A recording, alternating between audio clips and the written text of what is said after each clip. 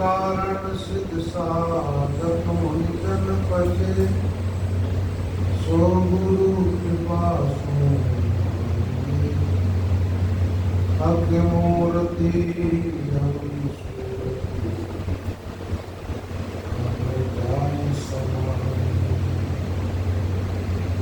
शरणो सद्गुरुदेव को पकड़ो जनरजन लागी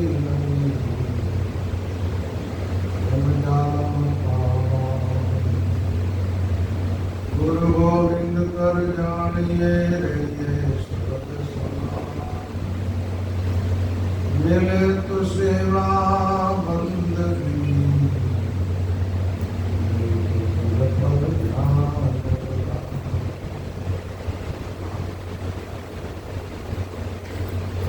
महाराज के चरणों में अनंत प्रणाम। श्री सदगुरु जी महाराज के पवित्र प्रणाम नमस्कार। महात्माओं में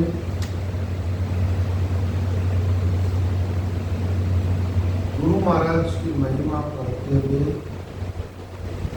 एक बड़ी अलौकिक बात बताई।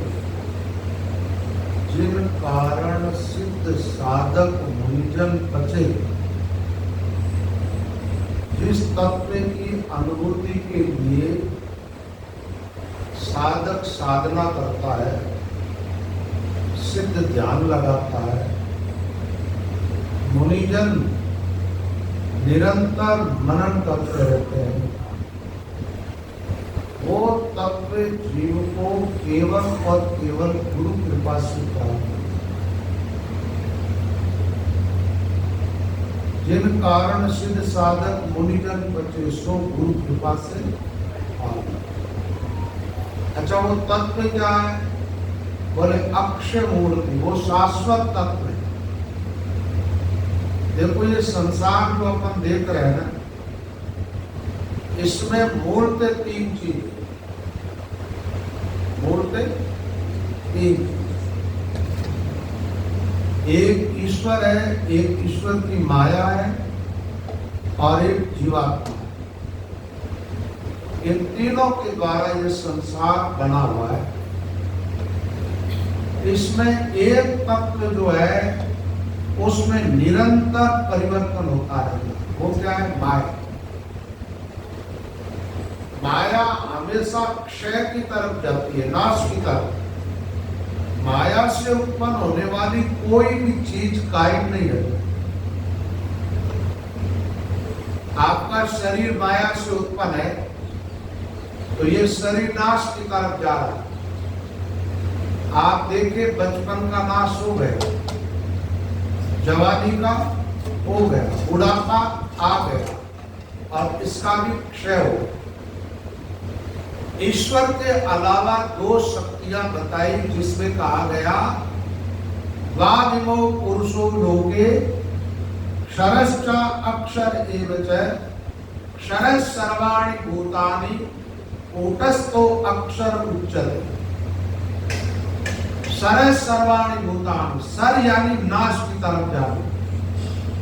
भूत कहते पंच महाभूतों से जो उत्पन्न होने वाले जितने शरीर, वो सब किधर जा रहे हैं? अपने देखते देखते कितने ही शरीर नष्ट हो गए।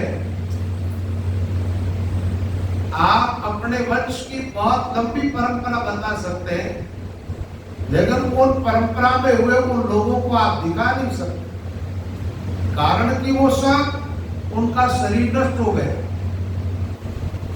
अब दूसरा तत्व अक्षय तत्व, जो नष्ट नहीं होता, नाश की तरफ नहीं जाता, वो कायम।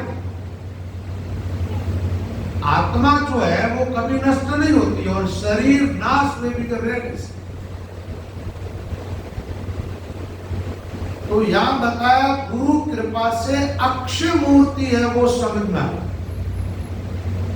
क्या है अक्षय मूर्ति? अच्छा, अक्षय मूर्ति किसको कहते हैं? क्षर की बात समझ में आ गई? तो क्षर के बाद अक्षर रूप में जो बचा अक्षय, शाश्वत, अविनाशी, जिसका कभी विनाश नहीं होता, वो तत्व क्या हुआ भाई? वो हुई आत्मा। ठीक है, उस आत्मा के ज्ञान को अध्यात्म ज्ञान का संतोलन। तो गुरु कृपा से सबसे पहले अक्षय तत्व जो है वो समझ में आए। अच्छा, आत्मा को भी अक्षर का और परमात्मा को भी। वाणी जी में आता अक्षय धर्म एक राम, सोई सब संता गायो। यहां पर अक्षय कहा गया राम जी को। राम अक्षय, राम का कभी क्षय नहीं होता है, राम में कोई परिवर्तन नहीं होता है, अविनाशी तत्व है। तो गुरु कृपा से अक्षर जो तत्व है वो समझ में आया। उसी को कई महात्माओं ने नांचर का, नांचर का मतलब होता है जो सर होने वाला है उससे उल्टा जो होता है वो नांचर होता है, जिसका कभी नाश नहीं होता। तो अक्षय मूर्ति, अच्छा वो अक्षय तत्व है, उसकी अनुभूति गुरु कृपा से हुई। तो वो कैसा है? बोले दूसरा उसके लिए विश्लेषण दिया गया कि वो अमी सुरती है, अमृतमय। अमृत का अर्थ होता है मृत, जो है उसके आगे अ लगा तो क्या बना है? अमृत। जो मरता नहीं कभी तत्व, उसको अमृत तत्व कहते हैं।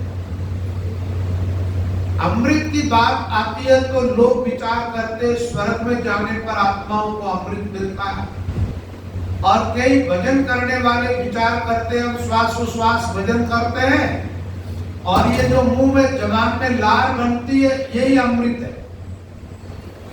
ये अमृत नहीं है।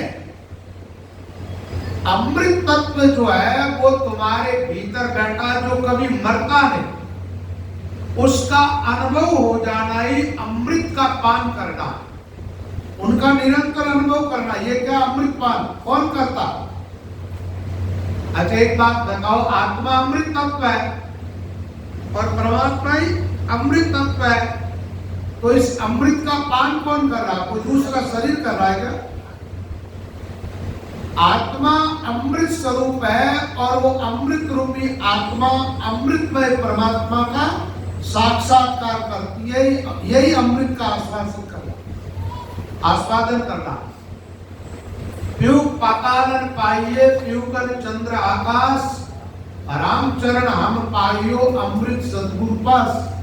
अच्छा, सदगुरु के पास में अमृत मिला तो अपने आप में मिला या अपने से बाहर? जैसे आपको प्रसादी दी जाती है, इस ढंग से कोई अमृत नहीं दिया जाता। अमृत गुरु की जबान से प्रकट होता है और तुम्हारे भीतर जो अमृत है उससे कनेक्शन जुड़ता है। तुम्हारी आत्मा भीतर से जगती है महात्माओं के महावाक्य के द्वारा, और जग करके उस अमृत तत्व का अनुभव करती है। तो इसमें बताया क्या? बोले गुरु कृपा से अनुभूति हुई। अक्षय मूर्ति अमी सूर्ति, जो अक्षय तत्व है, अमृतमय तत्व है, उस तत्व में प्रवेश मिल गया हमारे गुरु की कृपा से। सदगुरु रीजे शिष्य पर तक उदय भक्ति बेरा, ज्ञान सही सुमिरन करे नहीं कहूं सेरा।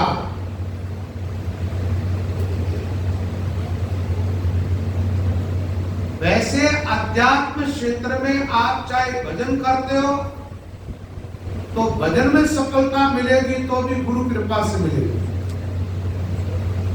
मन मर्जी से अपने हिसाब से आप चलोगे, सफलता नहीं मिलेगी। आत्म तत्व की अनुभूति प्राप्त करनी चाहते हो तो गुरु कृपा से काम बने। यानी ये क्षेत्र ऐसा है, मोक्ष के मार्ग पर चलने वालों का रास्ता जो है वो गुरु महाराज के चरणों से निकलता, और उस रास्ते पर चलने वाले साधकों को गुरु तत्व की प्राप्ति होती है। गुरु हमेशा क्या करता है, वो गुरु ही बना देता। लेकिन आप गुरु इस ढंग से मत बन जाना कि आप अपने ही गुरु को शिष्य मानने लग जाओ, या उनके लिए भी अपना उपदेश जानना चालू कर दो।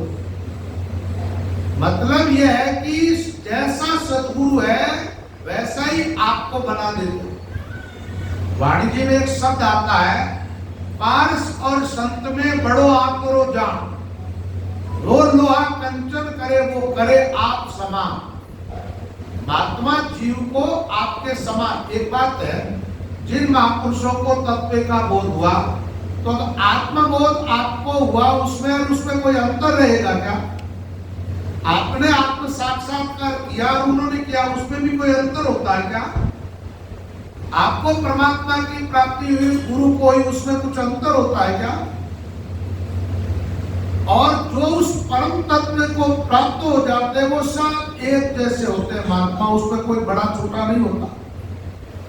बड़ा छोटा लोगों की मान्यता में होता है, क्योंकि जिसको लोग ज्यादा मान लेते हैं उनको लोग बड़ा मानते हैं, जिनको कोई नहीं जानता है उनकी तरफ लोगों का ध्यान ही नहीं रहता। अब लोगों की बात करते हैं तो लोगों की दृष्टि में महात्मा बड़े कौन है भाई? जो बढ़िया सोने के थाल में भोजन पाता हो, चांदी के सिंहासन पर बैठता हो, उनके सिर पर छड़ी चमर छत्र आदि हो, कुछ लोग आगे जय जयकार करते चले, कुछ पीछे चले, हजारों की भीड़ हो, लोगों की दृष्टि में वो महात्मा है, और संतों की दृष्टि में वो महात्मा है जो अंतर्मुख हो गया। भगवान ने महात्मा किसको कहा? अरे भाई, महात्मा होता वही तो सद्गुरु होता है। तो महात्मा कहा किसको है? महात्मा वस्तुमां पार्थ देवी प्रकृतिमाश्रिता भजन्त्यनन्यमनसो ज्ञात्वा भूतादिमव्ययम्। भगवान कहते अर्जुन, महात्मा वो है और उन महात्मा की तू शरण जा। कौन? बोले एक तो वो देवी संपत्ति के आश्रित है। देवी संपत्ति के आश्रित होने का अर्थ है देव नाम भगवान का है। भगवान से कुछ गुण ऐसे प्रकट हुए जो जीवात्मा में आते तो जीव को भगवान से मिला देते।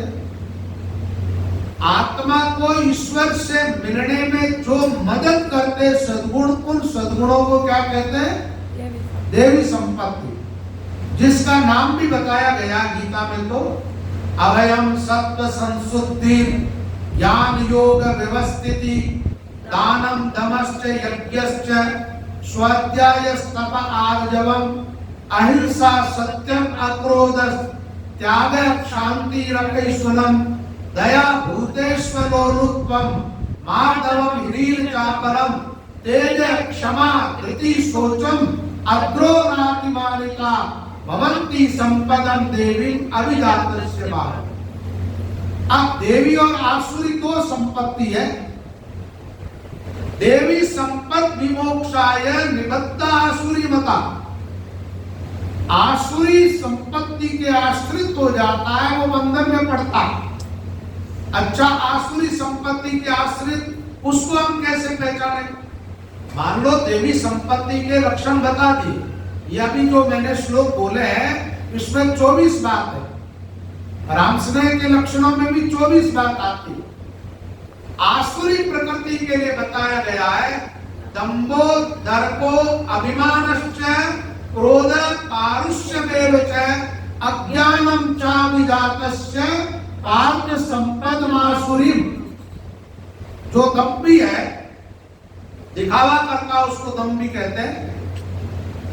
घमंडी है, दंभो दर्पो, अभिमानी है, अभिमानस्थ है। अभिमान कई तरह से होता है, रूप को लेके, धन को लेके, बड़े वंश कुल को लेकर के, किसी पद प्रतिष्ठा आदि को लेकर के। क्रोध पारुष्य में बार बार क्रोध करना, पारुष्य यानी तीखे वचनों का प्रयोग करना। एक कोई आदमी बोलता है तो बोलते ही अच्छा भी लगता है, सामने वाले को उनकी वाणी स्वाति भी है और उनके बोल उनके चित्त पर सकारात्मक प्रभाव डालते हैं। और एक आदमी बोलता है तो मान लो बोलते ही एकदम अटपटा सा लगता है और सामने वाले को वो बोल तकलीफ पहुंचाते हैं। लेकिन अभिमानी आदमी सामने वाले की तरफ नहीं देखता, वो अपनी तरफ ही देखता। तो दंभो दर्पो अभिमानश्च क्रोध पारुष्यमेव च अज्ञानम च विजातस्य, और अज्ञान में जीता है। इस संसार को सब कुछ मानता है, संसार के पदार्थ यही ठीक है और ये जो परिवार मिला बस यही रहना, इससे आगे उसकी सोच नहीं। ऐसे आसुरी प्रकृति के आश्रित रहने वाले लोग अधोगति की तरफ जाते। तो महात्माओं के लिए क्या बताया? पहला सूत्र देवी संपत्ति के आश्रित रहना, सद्गुण संपन्न रहना। और दूसरी बात बताई भजन के अनन्य मनसो, अनन्य भाव से भगवान का भजन करना। आपको बार बार सत्संग में एक बात बताई जाती है, आन उपासना का त्याग करो और राम पर भरोसा करो। एको एक हो जाओ राम पर, तज दो परपंच झूठा, तेरी निजरा देखत देखत काल लाखों घर लूटा। एक एक को आश्रो, एक एक को ज्ञान, एक एक की भावना, एक एक को ध्यान, एक एक को ध्यान, एक में सर्व समाया। ये पतिव्रता की रीत, प्रीत सो पति को पाया। एक राम भरतारे जार दूसरा आन, एक एक को आश्रो, एक एक को ज्ञान। इष्ट राम रमती आन को पीट दई। राम के अलावा कोई साधन कितना ही महत्वपूर्ण हो, आपके काम का नहीं है। आपको अनन्य भाव से भगवान का भजन करना। अनन्य भाव का अर्थ अन्य कोई बीच में ना। अब अनन्यता का दूसरा अर्थ है, जब हम भजन करने बैठते हैं तो हमारे भीतर एक द्वंद्व पैदा होता है। द्वंद्व होता है, वो वैचारिक द्वंद्व होता है। और वो भी तुम्हारी साधना जो है, आप जो भजन साधन करते हो उससे अन्य है, वो भी भजन में बाधक है। इसलिए उन विचारों का, उस द्वंद्व का भी त्याग करना। ये शाम पंत गतम पापम जना नाम पुण्य कर्मणा ते द्वंद्व विमोह, द्वंद्व विमोह निर्मुक्ता, ते द्वंद्व विमोह निर्मुक्ता भजन्ते माम दृढ़ व्रता। ये द्वंद्व की बात आई। द्वंद्व का मतलब एक विचार उठा, फिर दूसरा, फिर तीसरा, ऐसे भीतर अंतःकरण में विचार उठते हैं। वो विचार भजन में बैठे और चल जाए तो फिर आपकी भक्ति अनन्य नहीं हुई। अच्छा, ये मिटेगा कैसे? इसका उपाय बताया इसी श्लोक की पहली पंक्ति। पुण्य करते करते जिसके पाप नष्ट हो गए और जो दृढ़ निश्चय है, भजन्ते मां दृढ़ व्रता। दृढ़ व्रता का अर्थ पक्का निश्चय कर लिया, ये जीवन राम जी के लिए है। अब इसमें राम नाम का सुमिरन करेंगे हम, अन्य कुछ भी न तो और किसी की उपासना करेंगे और न राम के अलावा और कोई कामना अपने भीतर रखेंगे। ये होगी आपकी अनन्य भक्ति। अच्छा, अनन्य भाव से आप भजन करोगे, अन्य कोई नहीं है, आप है भजन है, तो वो भजन आपको किससे मिलाएगा? आराम से। तो राम तत्व का अनुभव कराएगा। अच्छा अनुभव होगा तो कैसा होगा? आत्मा और परमात्मा को आप देखोगे तो आत्मा तो है समस्त शरीरों का आदि। एक बात है, आपने इस शरीर के पहले लाखों शरीर धारण करके छोड़ दी। उन सब शरीरों का आदि कौन था? आत्मा थी। और सब शरीरों का एंड भी कौन होता है? आत्मा होती है। ज्ञात्वा भूतादिमव्ययम्। अब समस्त विश्व और समस्त प्राणियों का आदि कारण कौन है? परमात्मा। और समस्त जीवों को सामर्थ्य किससे मिल रहा है? परमात्मा से। ये जो देवी देवता आदि की बातें आप करते हो ना, समस्त देवताओं को शक्ति ईश्वर ने दी है। जैसे आपको दी है ना जीने की, आप सबको भगवान ने एक शक्ति दी है। उसके द्वारा आप आंख से देखते हो, उसी शक्ति के द्वारा आपके कान सुनते हैं, उसी शक्ति से आपका दिल दिमाग काम करता है। ऐसे देवताओं को राम जी ने थोड़ी थोड़ी शक्ति बांट दी और एक एक कार्य उनको बता दिया, ये काम तुम्हारे हैं। लेकिन सबको शक्ति प्रदान करने वाला शक्तिवान कौन है? वो है राम। एक आप सूर्य को देखते हो ना, इतना तेज इसका, एक ही सूर्य पूरे ब्रह्मांड को प्रकाशित कर देता। लेकिन आप जानते हैं इसका तेज किसका है? इसमें यदा नित्यगतम तेजम जगत भाष्यते अखिलम यचंद्रमसि यचाग्नो तत्तेजो विधिमामकम। तो सूर्य और चंद्रमा आदि में तेज है, वो भी ईश्वर का है। तो सारे विश्व का आदि कारण कौन हो गया भाई? परमात्मा। तो महात्मा वो है उस परमात्मा का जिसको ज्ञान है, उसी परमात्मा की उपासना है और उसी ईश्वर के सद्गुणों से जो संपन्न है उसको क्या बोलते हैं हम? महात्मा। अब ऐसे महात्मा को दुनिया के चश्मा से देखने वाला कैसे देखेगा? इस संसार में मान सम्मान किसको मिलता है? एक बात है, निकृष्ट से निकृष्ट व्यक्ति को उसके पास धन हो तो मान मिल जाता।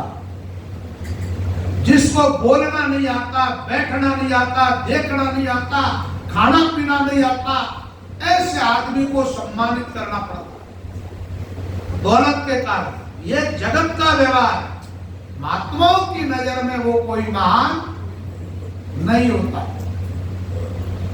तो आप जैसा आपका गुरु है महान, ऐसे आप बन जाओ। उनका उपदेश सुनते सुनते, एक तो भाई उपदेश लिया, वापस कभी सत्संग सुना ही नहीं। अब उनका सिद्धांत क्या है, विचार क्या है, ज्ञान क्या है, वो क्या समझाते हैं, आपने कभी समझने का प्रयास ही नहीं किया। तो फिर जैसे हो वैसे ही रहो। लेकिन सत्संग करते रहोगे, ज्ञान सुनते रहोगे, तो सद्गुरु की कृपा से अक्षय तत्व जो है, शाश्वत तत्व, उसकी प्राप्ति होगा। देखिए ये एक विधान क्यों बना? अरे भाई महात्मा तो बहुत सारे हैं और किसी भी महात्मा के पास बैठ के आप सत्संग सुनो, असत की बात कोई करता ही नहीं। सब महात्मा सत्य की बात करते, सत्संग की बात करते। तो फिर ये गुरु धारण क्यों किया जाता है? दीक्षा क्यों ली जाती है? ये विधान क्यों है? ये इसलिए है कि सब महात्माओं की आज्ञा का हम पालन नहीं कर सकते। तो एक महापुरुष को चुनते हैं अपन अपने जीवन में और उनको अपना जीवन समर्पित करते हैं और ऐसा संकल्प करते हैं कि आज से हम इनकी आज्ञा में चलेंगे। अर्जुन जब शिष्य बना तो भगवान से कहता है, साधिमाम त्वाम प्रपन्नम, मैं आपकी शरण में हो गया, मैंने अपना जीवन आपको सौंप दिया, आपको समर्पित कर दिया। आप अब कृपा करके मुझे उपदेश करें, मुझे क्या करना चाहिए वो मुझे रास्ता बता। तो गुरु की जीव जब शरणागत होता है वो क्या करता है? अपना जीवन सौंप देता है, फिर उनकी आज्ञा का पालन करते हैं। तो महात्माओं की आज्ञा क्या है? बोले राम की उपासना करो। अब उपासना किस ढंग से करो? जो संतों का, पुराने महात्माओं का सिद्धांत है। जैसे मेरे गुरु ने जैसे साधना की, मेरे गुरु महाराज के गुरु महाराज ने की, ऐसे परंपरागत जो वो साधन क्या है भाई? इस परंपरा में उपासना का तरीका है श्वासोश्वास। इसके अलावा दूसरी बातें हैं वो सब व्यवहार की, व्यवहारिक बातें अलग ढंग की होती है, लेकिन ईश्वर के पास पहुंचने वाली बात है वो क्या है? अन्य संप्रदाय में और कोई उपाय से भगवत प्राप्ति होती होगी, मैं नहीं कहता, लेकिन रामसनी परंपरा के अनुसार राम तत्व की प्राप्ति करनी है तो क्या करना पड़ेगा? श्वासोश्वास राम नाम का सुमिरन करना पड़ेगा। इससे क्या होगा? आत्म साक्षात्कार और परमात्मा दोनों के साक्षात्कार हो। भजन बिना छूटे नहीं, रामचरण भवपास, कर्मों का बंधन। अच्छा, भवपास 3 तरह की होती है, सात्विक, राजस और तामस। इनको गुण कहते हैं। गुण का अर्थ होता है रस्सी। रस्सी वो जो जीवों को बांधने वाली रस्सी है, जीवों को बंधन में डालने वाली जो रस्सी होती है। रस्सी को आपने देखा होगा, कोई में 2 डोरी होती है जिसको ऐसे बट दिया जाता है, किसी में 3। यह त्रिगुणमय रस्सी है। इसका सब जीवों के बंधन लगा हुआ है। एक कर्म कटना, एक बंधन से मुक्त होना, एक वासना मुक्त होना, तीनों बात अलग अलग है। नाम सुमिरन में जिस दिन लगते हो आप, सही अर्थों में जिस दिन आप शरणागत हो जाते हो गुरु और दीक्षा ले लेते हो, शरणागत होते ही उसी टाइम आपके पाप कर्म तो सब नष्ट हो जाते हैं। आप में विश्वास है तो शरणागत होने के बाद भी आप स्वीकार करते हो पापों को, तो फिर पाप को आदर देते हो, तो वो कहते हैं हम ठीक है, ये हमें चाहता है कि हमारे जीवन में रहे तो हम यहाँ रहेंगे। लेकिन आप ऐसा संकल्प कर लेते हो, जब हम तो राम की शरणागत, गुरु महाराज की शरणागत हो गए। जीव होता गुरु की शरण, और गुरु संबंध किससे जोड़ता है? राम से। अब शरणागत होते ही राम के सन्मुख कर दिया। अब सन्मुख होने के बाद भी पाप रहते हैं क्या? सन्मुख होई जीव मोई जबई, जन्म कोटि अग, करोड़ों जन्मों के पाप नष्ट हो जाते हैं। तो पाप नष्ट होने में ज्यादा समय नहीं लगता, लेकिन बंधन से मुक्त होने में टाइम लगता है। बंधन से मुक्त होने में, और जब तक ये त्रिगुण है तब तक वासना रहती है। वासना भी 3 प्रकार की होती है, सात्विक, राजस, तामस। तो जब आप श्वासोश्वास भजन करते हुए ध्यान में आत्मा के निकट जाते, वहां गुण नहीं है। अब आप लोगों को ये भी पता नहीं है ये तीनों गुण उत्पन्न किससे हुए? ये सीधे परमात्मा से उत्पन्न नहीं है। परमात्मा से परमात्मा की माया, निर्गुण माया उत्पन्न हुई, और निर्गुणी जीव उत्पन्न हुआ। उस निर्गुणी माया के गर्भ से पैदा हुए 3 बच्चे। सत्वम रजस तमः इति गुणा प्रकृति संभवा। तो ये उत्पन्न किससे हुए? गुण माया से। अब माया से उत्पन्न होने के बाद वो माया त्रिगुणमय हो गई। अब त्रिगुणमय माया जो है वो जीवन के बंधन का कारण बनती है। तो जब आप भजन करते हुए निराकार तत्व जो आपके अंदर है और निर्गुण तत्व है, ध्यान में वहां पहुंच जाते, जब ये बंधन वाला, ये गुण वगैरह सब पीछे रह जाते। और ये और कोई उपाय नहीं है। बाहर से माया छोड़ते हैं और ज्यादा वाणी सुनते हो तो आपको यही बातें मिलती है, कनन कामनी का त्याग, त्याग, त्याग। और त्याग करना कैसे, ये बात समझ में आती है। अच्छा, बाहर से ये छोड़ दिया और भीतर से कल्पना ये छूट गया। बाहर से संसार अपने आप छूटा हुआ है, किसी से लिपटा हुआ नहीं है, न कोई हर समय कामनी कनक कुछ भी आपके लिपटा हुआ नहीं रहता, लेकिन तीनों गुण हर समय आपके अंदर काम करते हैं। जब ध्यान की गहराई में आप जाते, गहराई का मतलब क्या? गहराई का मतलब है ये पंचभूत भौतिक जो शरीर है ना, ये तमोगुण प्रधान है, आपकी इंद्रियां रजोगुण प्रधान है, आपका अंतःकरण सतोगुण प्रधान है। और ध्यान जब अंतःकरण से भी परे लगता, तब किसमें लगता? आप कई बार कहते ध्यान करते किसका करते हो? राम नाम की साधना, ये तो साधना है, क्रियात्मक साधन है। या तो वृत्ति को एकाग्र करने के लिए इस युक्ति को अपनाया गया। ध्यान का अर्थ होता है कोई ध्येय तत्व होना चाहिए हमारे सामने, उस पर ध्यान टिकाया जाता है।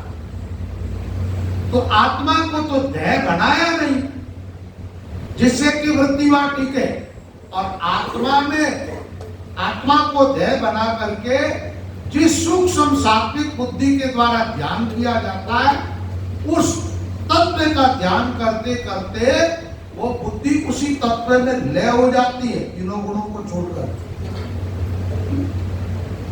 तब निर्गुण में प्रवेश मिलता है। तो आज के प्रसंग में क्या बात आई? अखे मूर्ति अमी सूरती तामे जाई समाई। अच्छा, श्वासोश्वास भजन करते हुए आत्म तत्व में गए। आत्मा पूरे शरीर में व्यापक है निराकार, एकदम निर्गुण, अनादित्वा निर्गुणत्वा, परमात्मा यम अव्यय, अविनाशी है, परमात्मा स्वरूप है। आत्मा निर्गुण है, अनादि है। शरीर स्तोपि पौंते न करोति न लिप्यते, कर्ता आत्मा नहीं है, लेकिन जब आत्मा का संबंध तीनों गुणों से जुड़ता है, फिर इस शरीर से जुड़ जाता है, शरीर से संसार से जुड़ जाते हो और भूल जाते हो किसको? राम जी को। भूल कैसे हुई? राम जी को भूले तो आत्मा ने क्या किया? शरीर को, इंद्रियों को, अंतःकरण को ही मैं मान, बस शरीर बने तो अब संसारी बन गए। अच्छा, आप किसी के बेटे हो, किसी के बाप हो, किसी के भाई हो, किसी की बहन हो, ये जो संबंध है ना तुम्हारा, ये सब शरीर को लेकर के है या आत्मा को लेकर? तो संसारी शरीर को लेकर के बड़े हो। यहां से थोड़े आगे निकलोगे ज्ञान की गहराई में, शरीर पीछे रहेगा, वहां भी संसार होता है। तो अक्षय तत्व वही है, बाकी अक्षय है नहीं। बाकी तो सब कुछ परिवर्तन होता है, आपके भीतर विचार चलते उनमें भी परिवर्तन होता है, आपकी इंद्रियों में परिवर्तन होता है, शरीर में परिवर्तन होता है, सब कुछ नाश की तरफ जाने वाला। तो उस तत्व की अनुभूति साधक को हो जाती है किसकी कृपा से? गुरु कृपा से। तो संत महात्मा कहते शरणो सद्गुरु देव को। अच्छा, इनको देव का, दयाल भी कहते, देव भी कहते। सद्गुरु समृत जान, बाण झूठी सब होवे, कंकर दूर निकाय सुरती में हीरा पोवे। ऐसा नहीं कि सदा सद्गुरु सा प्यारा, जमसु लिया बचाई पाई। क्या बताया? किसी को भी याद नहीं? जमसु लिया बचाए पाए अमृत की धारा। अब इस शब्द को भी आप देखिए, गुरु समर्थ है। क्या नाम? शारीरिक ताकत ज्यादा है तो भौतिक तो भजन बल, आत्मबल, तत्व ज्ञान का बल उनके पास है। ऐसा सामर्थ्य है कि उनके सामर्थ्य के सामने काल, जम और मौत नहीं टिकती और किसी को छोड़ती नहीं। आप शरीर बनकर के रहो और आप सोचो कि हम जम मार से मुक्त हो जाए, अपने आप को शरीर मान रहे हो, तो कभी यमराज की मौत से मुक्ति नहीं मिल सकती। काल खाएगा, किसी को नहीं छोड़ा काल। ये महात्मा कहते हैं ना, देव की वाणी में आता है काल का संवाद, बेतु की बात है कुछ। काल का अर्थ होता है समय। क्या होता है? अब समय के साथ बात करो तो आप कल्पना से बात करोगे। समय आपसे बात नहीं करता है, समय अपना प्रभाव दिखाता। समय ने प्रभाव दिखाया, आपको बचपन से जवानी में धकेल दिया। समय ने प्रभाव दिखाया, आपको जवानी से बुढ़ापे में धकेल दिया। समय ने प्रभाव दिखाए, आपके सिर के बाल पक गए। आम का फल पकता है ना तो हरा होता है, वो पीला हो जाता है। आदमी के बाल पकते हैं तो काले, वो धोले हो जाते हैं। बाल पके, ये किसका प्रभाव? काल का। काल सामर्थ्यवान, इसको रोक नहीं सकते आप। देह बने रहोगे जब तक काल के सामने निबल हो, और देहाती जैसे आत्मा में प्रतिष्ठित हो जाते हो। क्या काल ने जन्म से लेकर अभी तक आत्मा को भी बदला है? काल में सामर्थ्य। तो सदगुरु को क्या कहा? सदगुरु सकल काल को काल। वो काल का काल है। क्यों? कि काल जिसको कहता है ना, वो उसे आगे पहुंचा देता है जहां पर काल का वश नहीं चलता। वो तो काल को ही खत्म करते हैं, काल के क्षेत्र को ही मिटा देते हैं। जहां काल रहेगा, भाई कोई आदमी खड़ा रहेगा, पैरों के नीचे जमीन है तो रहेगा। सदगुरु तो कहते हैं तुम त्रिगुणातीत, तो तीनों गुणों से परे, तुम तीनों शरीरों से भी परे, चेतन स्वरूप एकदम आत्म तत्व जो है वहां प्रतिष्ठित करते हैं। तो वहां पर काल का न मौत है, न काल, न जम। और आप केवल ये विकारी तत्व है, एकदम शुद्ध आत्मा। आत्मा कैसे? सच्चिदानंद स्वरूप। अभी एक श्लोक बोला, अनादित्वात् निर्गुणत्वात् परमात्मा यम अव्यय शरीर स्तोपि कौन्तेय न करोति न लिप्यते। ऐसी शुद्ध बुद्ध आत्मा जो है, उसमें तो आप रहना पसंद करते नहीं हो। जिस शरीर के अंदर एकदम विकारी शरीर है। शरीर का विकार क्या है?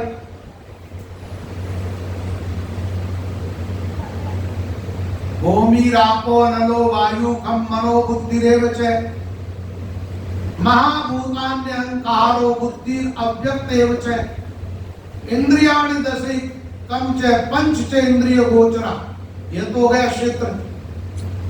इच्छा द्वेष सुखम दुखम संगात चेतना धृति एतत् क्षेत्रम समासेन स विकारी मुदाहृत। अच्छा, विकारी नहीं हो, ये गेंद कहीं बाहर से आके चिपकते हैं अंदर से। ये काना में जो आता है वो, नाक में आता है वो भी अंदर से आ रहा। मलमूत्र कहां से निकलता है? तो इसका मतलब ये है, ये विकारी है। ये अच्छी चीज को गंदी चीज बनाता। रामचरण जी महाराज ने कहा, रामचरण कुसंग का देखो फल मिलता। जीव ब्रह्म का, अच्छा ब्रह्म का अंश है तो कैसा है वो? जैसा ब्रह्म वैसा। लेकिन देह संग दुख पार, इस देह का संग करके वो जन्म रहा। पुरुष प्रकृति स्तोई भुंक्ते प्रकृति जान गुणा कारणम गुण संगोष्य सदसद्योनि जन्मसु। सत असत योनियों में ये शरीर का संग करके आत्मा बढ़ती। तो अक्षय तत्व शाश्वत तत्व क्या है? वो है राम, आत्मा। उस आत्मा का ज्ञान किससे होता है? अरे भाई आप लोग पढ़े लिखे हो, पढ़ाई की, तो वहां कोई आत्मा का ज्ञान करवाया क्या? परमात्मा का ज्ञान करवाया? वहां कोई काल से और मृत्यु से मुक्त होने की बात मिली? इन्हीं अर्थों में गुरु की बजाय सदगुरु की विशेष महिमा महात्मा होने का ही है। बंधु सदगुरु चरण रज, उनके चरणों की रज की मैं वंदना करता हूं। वंदना का अर्थ है हाथ जोड़ करके सिर झुका, नमस्कार नित्य कीजिए गुरु को 12,000। एक तो आदमी झुकता है, उसके भीतर की आत्मा झुकनी चाहिए। बाहर से केवल शरीर झुकता, लेकिन भीतर कोई झुकने के भाव नहीं है। भाव नहीं है तो फिर झुकते हो उस समय आपके दिल में ये कहाँ आ रहा है कि हम शरणागत हो रहे हैं, हम अपने जीवन को समर्पित करते हैं। ये झुकने का, प्रणाम करने का मतलब यही तो होता है। एक भक्ति है अपने यहाँ, जहाँ आत्मनिवेदन भक्ति है। क्या नाम उसका? अच्छा, नैवेद्य किसको कहते हैं? अपन ठाकुर जी के भोग चढ़ाते भोजन, उसको क्या बोलते हैं? हम अपनी आत्मा, अपने पास जिनको हम अपना मान के बैठे थे, शरीर, मन, बुद्धि इत्यादि, वो आज सब कहाँ चढ़ा रहे? बोलते हैं ना, तन मन धन की बढ़ाई कर दीजिए। अब हमारे पास जो था वो तो हम चढ़ा दिए, फिर हम एकदम हल्के हो गए। तो महात्माओं ने बंधन के बारे में ये बात बताई। तो एक चरण बंधन आती है, उसके साथ साथ चरणों, तुलसीदास जी ने भी गुरु महाराज के चरणों की रज की वंदना की। रज यानी रेत, जहां गुरु के चरण पड़े, जिन चरणों का स्पर्श हुआ जिस मिट्टी से, उस मिट्टी को हम अपने सिर पर लगाते हैं, उसको प्रणाम करो। बंदे गुरुपद। तो यहां आया कि श्री गुरु चरण रज, जिन अगम की गम लकावी। अगम, जिस तत्व को इंद्रियों के द्वारा देखा नहीं जाता, एक सामान्य आदमी को उस तत्व का पता है, वो मौजूद है, उसके बावजूद पता नहीं। अगम की गम लकावी है। फिर इसमें आया जिन कारण बिना गुरु कृपा आप पसते रहो लेकिन सफलता नहीं मिली। सफलता जिस किसी को मिली, गुरु महाराज के उपदेश के द्वारा प्राप्त। अज्ञ मूर्ति अमी सूर्ति। अच्छा, मोक्ष बाकी रह गई, क्या हो गए? मोक्ष का स्वरूप क्या है? औत प्रोत भय। साधना के बाद क्या था वाणी में? जहां निरंजन तत्व विराज, ज्योति प्रकाश अनंतर विराज। अच्छा, उस तत्व का जब अनुभव हुआ तो फिर आत्मा अनुभव किया, तब तो अलग अनुभव किया होगा, लेकिन बाद में हुआ क्या? और प्रोत, और प्रोत का क्या होता है? अच्छा, ये दूध आता है ना, आराम से आपके समझ में आ जाएगी ये बात। दूध आवे, दूध रे मैंने पानी मिलोड़ रहे, दूध और प्रोत हो गए, एक जैसा हो गया। ऐसे आत्मा परमात्मा, आत्मा परमात्मा की एकता का अनुभव कर लेना, यही क्या है? मोक्ष है। अच्छा, एक बात बताओ, शास्त्रों में, वाणी में सब जगह आता है कि ईश्वर सब में, घट घट व्यापक राम कहिए, उत्तम मध्यम व्यवहार। ऐसा आता? तो वो राम तत्व आपके शरीर में है, आपकी आत्मा में? आत्मा में है। इसका मतलब आत्मा में राम जी है। आत्मा कहां पर है? राम जी में है। ठीक है। और आत्मा की शक्ति शरीर को मिलती है, शरीर जिंदा रहता है। आत्मा को शक्ति किसकी मिलती है? राम जी क्या कहते हैं? जीवनम सर्वभूते, सब प्राणियों की जीवनी शक्ति। इसका मतलब तुम्हारी जीवनी शक्ति है, वो ईश्वर की शक्ति है, वो भीतर ही बैठा है। ये बड़े मजे की बात, आपके भीतर बैठा, फिर भी आप नरक में जा रहे हो, 84 में जा रहे हो, कार क्लेश भोग रहे हो। क्यों? उसका अनुभव नहीं। एक बात, अनुभव होता तो दुनिया से मरे, आप क्यों रहे? हमारा क्या बिगड़ा? हमारा कौन मरा? हमारा कोई है ही नहीं ना। ईश्वर के अलावा आत्मदृष्टि से हमारा कौन है यहाँ? अब नहीं है तो इस दुनिया को बहुत सारे मरते जन्मते, हम तो उससे सुखी दुखी थोड़े हो। आप बाहर हजारों लोगों को आते जाते देखते, उनमें आसक्त थोड़े होते।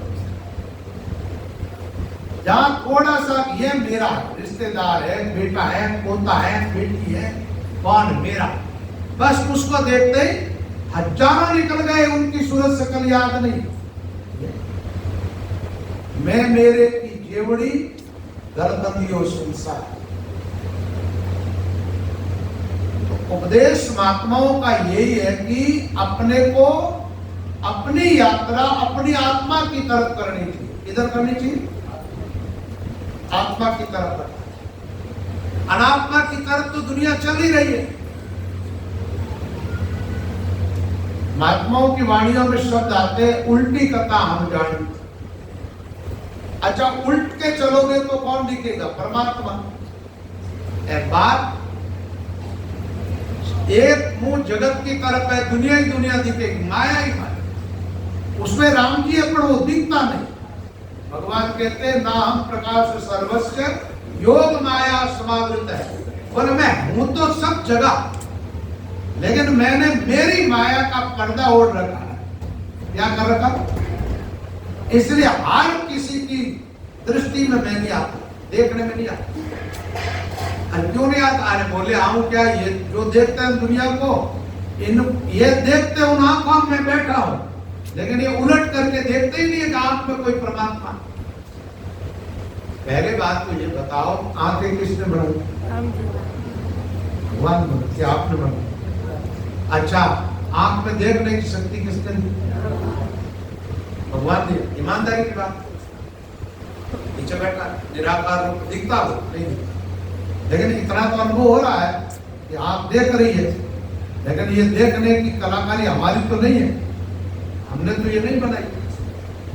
दिल धड़क रहा है, वह हम तो कोई किसी प्रकार की क्रिया नहीं कर रहे उसको चलाने।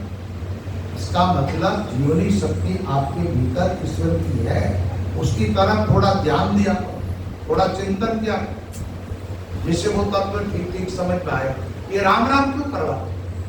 राम उच्चारण करते हैं, इसका मतलब यह है रा यानी रा के साथ आ जुड़ा, आ यानी वो जो ओंकार स्वरूप कह दो, और भी जो व्यापक तत्व निराकार ब्रह्म, वो क्या है? बोले राम कौन है? मैं, मेरे अंदर ही है। आए तो खोजो उसको। अब खोज में लगते कहां? बाहर। कभी कहां कथाएं सुनने जा रहे हैं, कभी किस तीर्थ में जा रहे हैं, कभी बाहर भाग रहे। थोड़ा काचोड़ा लोगों ने तोड़ दिया, बटाना टिकट कराया, बार भी कथाकार हाथ जाए या बट जाए कथा पूर्ण। ये भजन में विक्षेप है। क्या? अच्छा, एक बात बताओ, आप जहां अपना रोज का अपने घर में बैठ करके नित्यक्रम करते हो भजन साधन, बाहर जाने पर वो होता है कि नहीं होता? नहीं होता तो विक्षेप भी हुआ। और तात्विक सत्संग भी कहां मिलती है? जहां की आत्म तत्व को समझाया जा, जिन पाया जिन बायर फिर। ये बात रामचंद्र जी महाराज ने एकदम सच्ची कही है, थोड़ा झूठ मिला हुआ है, थोड़ा झूठ मिला हुआ है, सच्ची बात कही, सच्ची कही, सच्ची कही है, फिर किधर जाना था? अच्छा, अपने घट में या दूसरे के? सब स्वतंत्र हो, अपने अपने घट में उस ईश्वर को खोजो। और एक बात और बता देता हूं, सब में योग्यता जो रामचंद्र जी महाराज में थी, वो सब उस योग्यता का सही उपयोग नहीं करते। बस क्या नहीं करते? अपनी योग्यता का अपन ही आदर नहीं कर रहे हैं। मानव जीवन में तो वो योग्यता है परमात्मा को पाने की, साधन धाम मोक्ष कर द्वारा। इस जीवन में मोक्ष का द्वार हम खोल सकते हैं, लेकिन खोलनी चाहे नहीं तो बाहर थोड़ी सुविधा। एक बात है, इस मंदिर की पूजा करना आओ आराम, रानी जी विराजमान है, आरती उतारो, फूल चढ़ाओ, दंडोत करो, ये सामने है ना, ये इंद्रियों का विषय। लेकिन इस भगवान से कल्याण नहीं होता। क्या नहीं होता? कल्याण भीतर जो तत्व है चैतन्य, अरे यहाँ को हम बैठाते हैं, ये खुद थोड़े बैठते हैं।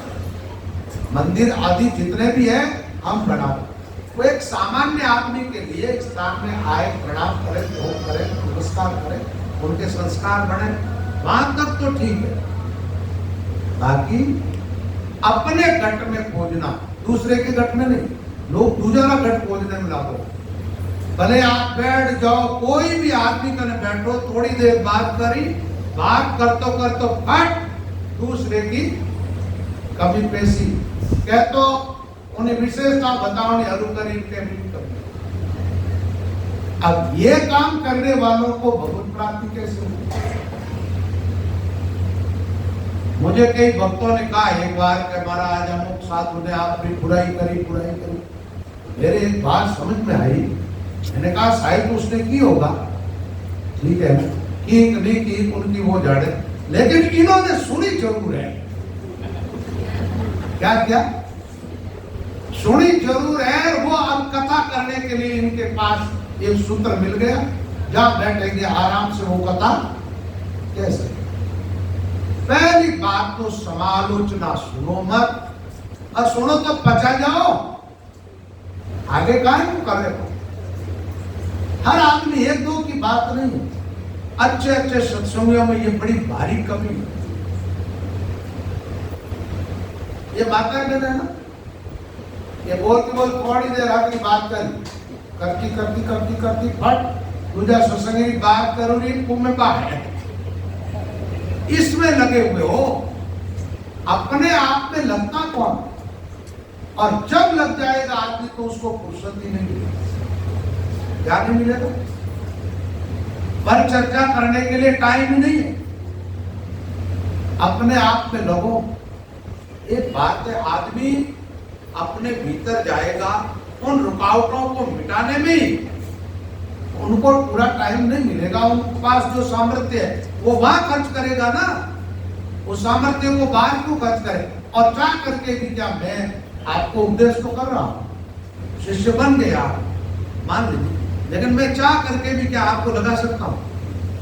मैं केवल मेरा काम कर रहा हूं। आप में श्रद्धा होगी, निष्ठा होगी, आप लगनी चाहोगे तो लगो। तो अपन चाह करके भी और में परिवर्तन नहीं कर सकते, अपने में कर सकते। एक तो बात भटकना बंद कर दो, अपने आप में खोजो, पर चर्चाओं को विश्राम दो। इन कथाओं को, कथा विसर्जन होते हैं सुने देव हनुमान, अपने भवन पधारियो सदा करो। उन कथाओं को आप विश्राम दे दो, पर चर्चाओं।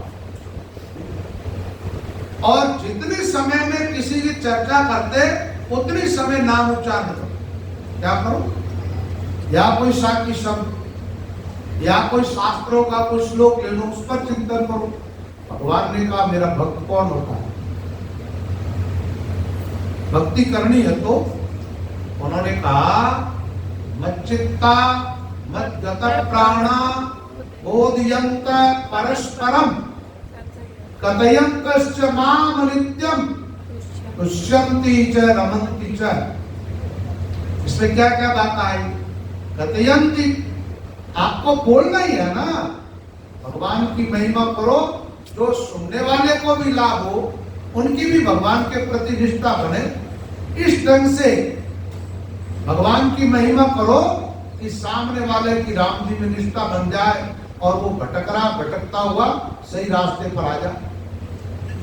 परस्पर बैठ करके एक दूसरे में बात करनी है, तो ऐसी बात छेड़ो जहां राम जी की बात चले।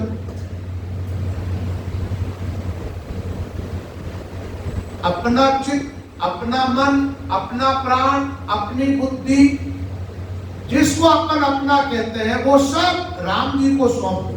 क्या कर दो? भगवान। लोग अपना को अपन कहते ही है अपना नहीं। अपना कहने लगे जब से ये चीजें बिगड़ गई, अशुद्ध हो गई। अच्छा एक बात बताओ भाई, भगवान ने कहा मुझ में मन और बुद्धि लगा, तो पहली बात तो ये बताओ, ये मन बुद्धि अपनी है क्या?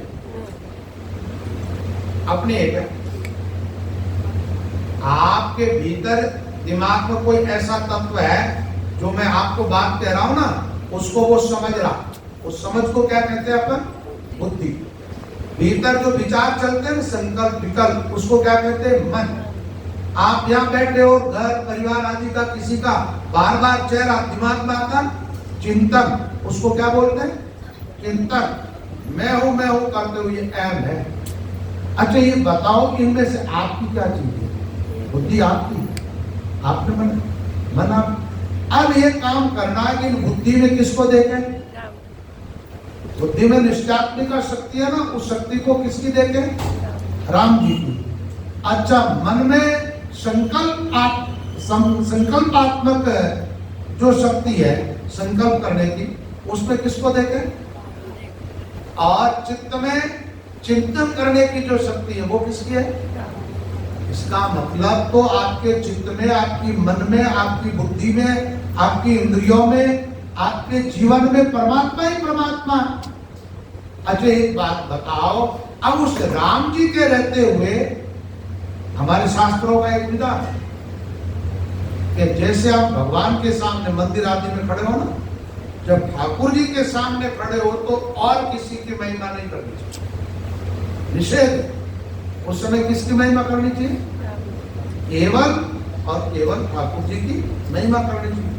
अच्छा गुरु के सामने खड़े हो, उस समय आपको और किसी की महिमा मंडन करना चाहिए क्या?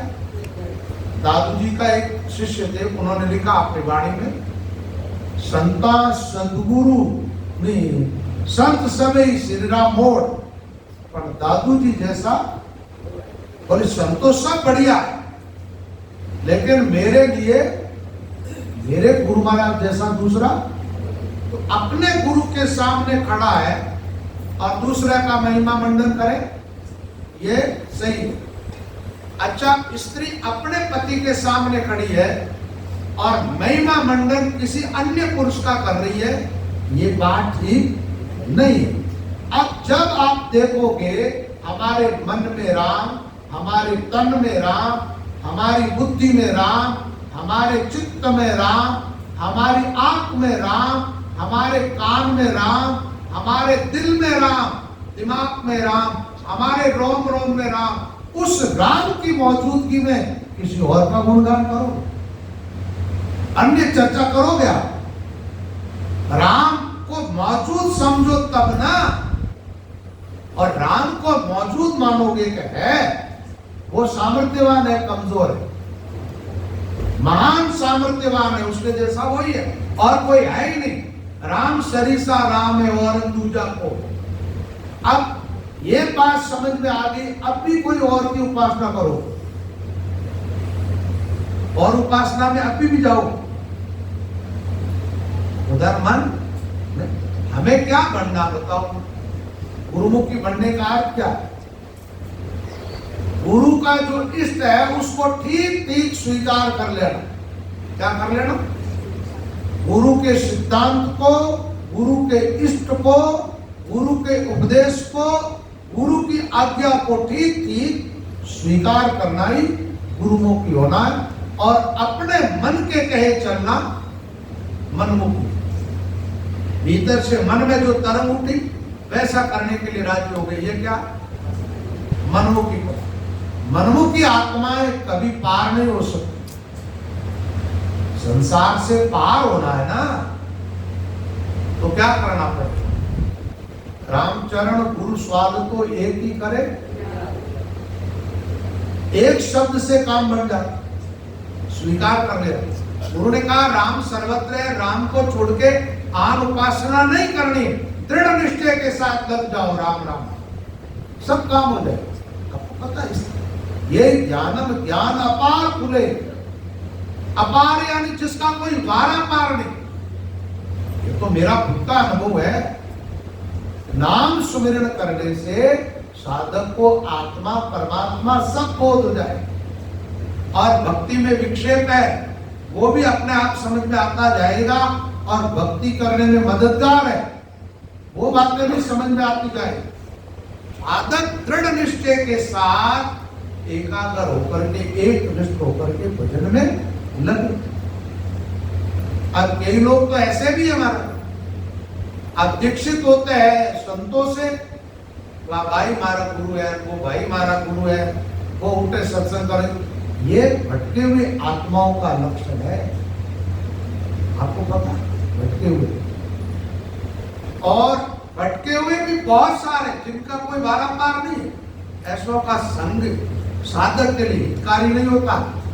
इसलिए रामचंद्र जी महाराज ने वाणी में कहा है, वो नुग्र है, मनमुखी है, नुग्रा का कीजिए नहीं, संग करने के लिए मना किया, आलोचना करने के लिए नहीं। नुग्रा है और तुम नुग्रों की किसी व्यक्ति विशेष की निंदा चालू कर देते हो तो वो तुम्हारे लिए दोष है।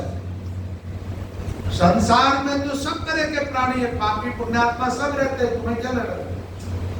उनका जो ठीक जगह नहीं है वहां मत बैठो। आप सत्संगी भाई बहन पवित्रता से रहते हो ना, तो कहीं जंगल में बैठना हुआ, यात्रा में चलते हुए तो एकदम शुद्ध जगह देखोगे, पवित्र जगह है, वहां पर के यहाँ थोड़ा आसन लगा के बैठ गए, या जहां पर गांव के पास गंदगी वगैरह पड़ी है वहां बैठना पसंद करोगे?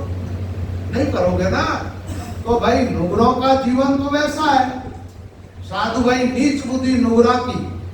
महात्मा लोग कहते हैं नुग्रों की बुद्धि ठीक नहीं है, नुग्रों का चाल चलन ठीक नहीं है, नुग्रों की सोच ठीक नहीं है, नुग्रों का व्यवहार ठीक नहीं है, तो फिर उनका संग क्यों करते हो? अब आप तो उन्हीं का सत्संग करने लग जाते हो कई बार। भाई उनकी बात सुनना, उनकी सत्संग बैठना क्या? भाई नहीं मानते हो तो जाके बैठ देते हो, सुनने का मतलब क्या होता? तो नुग्रा का कीजिए नहीं संग। अच्छा, इसे हानि क्या होगी? याद हो सके, याद, ज्ञान ध्यान में पाड़े भंग, भंग पड़े, डिस्टर्ब हो, हलचल हो, ये करें वो करें, ये क्या वो ठीक है, वो क्या वो ठीक। ये संग से पैदा कहाँ हुआ? तो नुग्रा का कीजिए नहीं संग, ज्ञान ध्यान में दो चीज, एक तो ज्ञान। अच्छा, ज्ञान में तो भाई बात क्या होती है? ईश्वर और आत्मा की बात होती है। अब वो कहेगा अरे ये छोटा काम है, अपन तो यार ये कोई अगली बात ना समझ में आवे, कोई अपने अटके, अपन तो बात भी ठीक हो। वाह, ये इतनी सी बात, एक बात और है, जीव का एक स्वभाव है, नीचे की तरफ जाने में आराम से फट मान लेता बात, और ऊंचाइयों की तरफ ले जाते तब बात मानने में इनको थोड़ी, जो कि वो इनके लिए नया रास्ता होता। देख के हुआ रास्ता जो सरल है ना, उस पर चलने में दिक्कत नहीं आती। लेकिन अब आत्मा की तरफ जाना यह तो एकदम नया रास्ता है। परमात्मा की तरफ यात्रा चालू करना ये जीवों के लिए नया मार्ग है। अब ऐसे लोगों के पास बैठोगे जहां वो देवताओं का महिमा मंडन करते हैं, वो कहते हैं इन उपासना से, इन मंत्रों का जप करने से ये लाभ होता है, तो आदमी तो प्रत्यक्ष में फायदा तो ढूंढ रहा है। अब आपके ज्ञान ध्यान में भंग पड़ा ना, आप उधर जाने लग गए। एक बात ध्यान में रखो कि तुम्हारा प्रारब्ध बन चुका है, उससे शरीर बना, उसको कोई बदल नहीं सकता, ईश्वर भी नहीं बदल सकते, ठीक है। और नए करने में आप स्वतंत्र हैं, नया काम करने में तो जो सबसे बढ़िया काम वो करो, वो है राम जी की भक्ति। क्या है? अच्छा, भक्ति में, अनुष्ठान में, मंत्रों का जप करने में सबसे उच्चतम मंत्र है तो राम नाम। राम नाम सबसे श्रेष्ठ मंत्र है, इससे श्रेष्ठ कोई दूसरा मंत्र अभी तक बना ही नहीं है। ये सारे मंत्र है, जैसे समस्त देवताओं के पास राम की दी हुई शक्ति है, ऐसे सारे मंत्रों को राम नाम की दी हुई शक्ति है। राम नाम अपने आप में शक्ति संपन्न है। अरे भाई, राम नाम जप करने से राम तुम्हारे भीतर प्रकट हो जाता। अब राम से आगे तो कुछ है ही नहीं। इससे बड़ी और क्या सिद्धि चाहते हो? तो सुमिरण में निष्ठा कहाँ रहनी चाहिए? राम नाम। सुमिरण कैसे करना चाहिए? श्वासोश्वास अंतर्मुख। ये महात्माओं का सिद्धांत है। माला फेरते हैं, अच्छी बात है, कोई जैसे अंतर्मुख एकाएक नहीं हो रहा है, माला फेर रहा है, राम राम कर रहा, उसकी आलोचना मत करो, वो ठीक ही कर रहा काम। लेकिन उससे बढ़िया काम यह है श्वासोश्वास भजन करने वाला। तो क्या करना? साधना करनी है तो श्वासोश्वास इष्ट के रूप में किसको माने? अच्छा, कोई साकार रूप में भगवान भी है, वो हमेशा रहेगा? नहीं रहेगा। और निराकार तो जो का क्यों रहता, उसमें परिवर्तन होता ही नहीं है ना भाई। अवतार जितने हुए प्रकट हुए अंतर्जाम। तो राम जी थे, प्रकट हुए, लीलाएं करनी थी, कर दी, अंतर्ज्ञान हो गए। आज राम जी किस रूप में? अपन अभी जी रहे हैं, उस समय जी रहे थे। जीवन अपना वर्तमान का है, ये जीवन जीना है, इस जीवन में परमात्मा का अनुभव करना है, तो सर्वत्र व्यापक है, वो ही ठीक है। दूसरी जगह जाओगे तो उनकी नकल मिलेगी। क्या मिलेगी? नकल का महात्माओं ने निषेध किया। एक तो जैसे मैं मान लीजिए तुम्हारे सामने बैठा हूं, तुम मेरे सामने बैठे, एक तुम्हारा हमारा चित्र और हम एक हैं। चित्र और हमारे को एक ही मानने वाले लोग उस निराकार प्रवेश पाने के अधिकारी नहीं। एक तो राम थे और राम का कोई चित्र या कोई मूर्ति, बड़ा भेद है उसमें। तो राम सर्वत्र है। कहाँ है?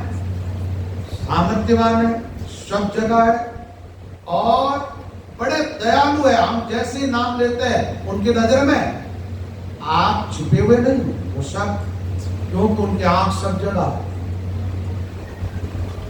अक्षिश रूप, सर्वत्र अक्षिश रूप, आंख सब जगह, मतलब जो भी करते हो देखो। उनके भगत में कष्ट आता है, वो झेलना है, प्रारब्ध बस के आप झेलने दो इसको, थोड़ा ही शुद्ध हो जाए, एकदम पवित्र हो जाए। और अधिक आप झेल नहीं पाएगा तो वो प्रकट होकर के आपकी मदद करेगा। क्या करता है? यही महात्माओं करते हैं।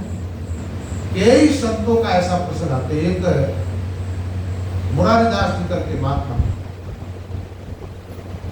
एक तो यहाँ बरूदा मुरारीदास जी, वो अलग थे। एक वृंदावनी महात्मा थे।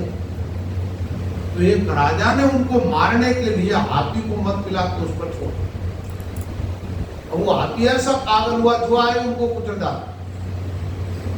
तो महात्मा जी से कहा लोगों ने, लेकिन वो अपने हाथ में चलते हैं और सामने गए, उस हाथी की और दृष्टि उठा करके देखा और हाथी होश में आ गया। अब आप देखो संतों की गई,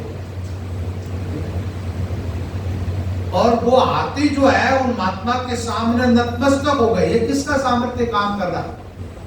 अरे भाई, महात्मा होते हैं वो अपने जैसे ही होते हैं।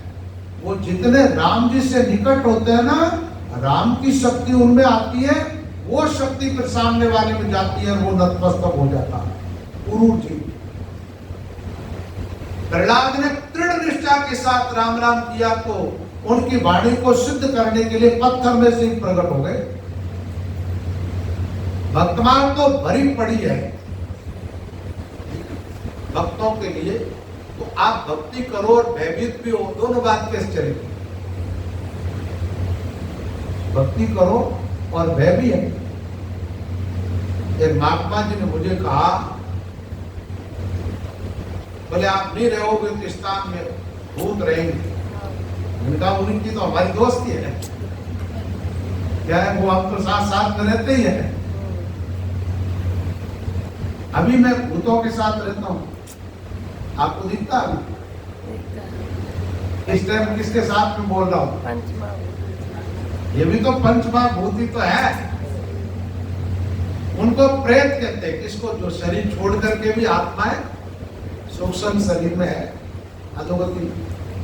अब उनसे क्या डरना? और वो आत्मा किसी के लिए अनिष्टकारी होती ही नहीं है। अरे भाई, आप में से बिना कारण आप किसी को दुख देते हो क्या? नहीं देते हो।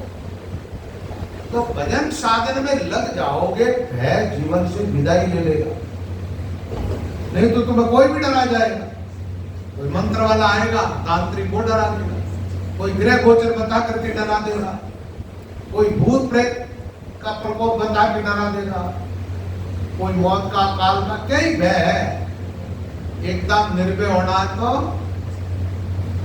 जिन शरणों महाराज को जमको लगे ना दाव, बाढ़ रावड़ी तोड़ के आगा धरेन पाव, आगा धरेन पाव खड़ाई दूर निहारे, भक्ति बिना क्यों लोग काल के सभी सारे, रामचरण ये संत जन राम कणा हमरा, इन शरणों महाराज को जमको लगे ना तो राम जी की शरण में रहना, राम जी के नाम रो सुमिरन करना, गुरुजनों की आज्ञा का पालन करना और एको एक हो जाना।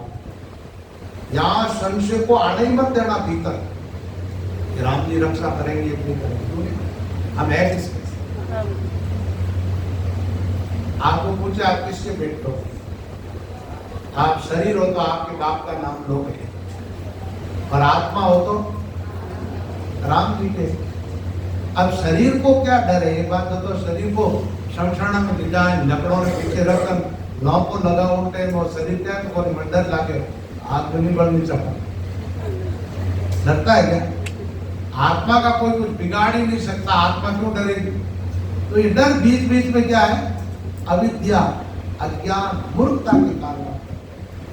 ये किसी से डरना मत, राम भजन करते रहना, तो गुरु कृपा से साधक को साधना में सफलता मिलती, अनुभव होता है। इसलिए शास्त्रों में गुरु की महिमा गाई जाती है। ये साल में एक दिन ये पूर्णिमा जो है, इसमें कहते हैं भाई गुरु पूर्णिमा है, गुरु महाराज का पूजन करना चाहिए, गुरु महाराज की आरती उतारनी चाहिए। और ये सारी बातें ठीक है, सबसे बढ़िया बात क्या है? गुरु महाराज है वे जट्टे साल में कम से कम एक दिन 5 है, वहां जाकर के उनकी बात सुननी है, सत्संग सुननी है, जिससे कि हमें लाभ। ठीक है, बोलो राम। अब सत्संग में विश्राम देवा, बच्चे प्रसाद लेनी है, प्रसाद बांटा और इंतजार कर दो दादी से, एवं तटो जिन्होंने भाई और की लगा कोई बर्तन दे दे मत करता।